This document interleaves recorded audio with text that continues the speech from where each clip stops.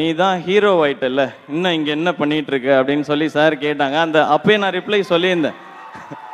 Sir நீங்கள் சொல்லும்போது தான் தெரியுது சார் நான் ஹீரோ ஆயிட்டேன் அப்படின்னு சொல்லி. பட் அதெல்லாம் தாண்டி எனக்கு லைஃப்பில் மறக்க முடியாத மொமெண்ட் வந்து நான் Vijay awards entertainer of the year வாங்கும்பொழுது சார் ஸ்டேஜில் வந்து அவர் பிடிச்சிட்டாரு, குழந்தைங்க எல்லாரையும் பிடிச்சிட்டாரு அப்படின்னு சொன்னாங்க. அது வந்து ஒரு பெரிய பிராண்ட். அது சாரே சொல்லும் பொழுது இவ்வளோ குழந்தைங்க ஃபேன்ஸ் இருக்கிற ஒரு பெரிய ஸ்டார் வந்து அந்த வார்த்தையை மேடையில் சொல்லணும்னு அவசியம் இல்லை.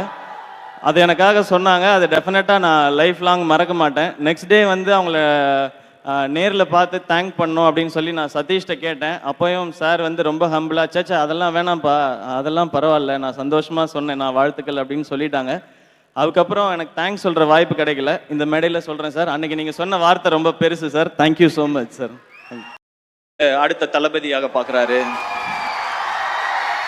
இவர் வந்து அந்த தளபதியாக பார்க்குறாரு, இந்த தளபதியாக பார்க்குறாரு, குட்டி தளபதி, திடீர் தளபதி அப்படிலாம் சொல்கிறாங்க. நான் சொல்லிக்கிறது ஒன்றே ஒன்று தான், நான் அப்படி நினைக்கிற ஆளாக இருந்தால் அவரும் என்கிட்ட துப்பாக்கியை கொடுத்துருக்க மாட்டார், நானும் வாங்கியிருக்க மாட்டேன். அண்ணன் அண்ணன் தான், தம்பி தம்பி தான்.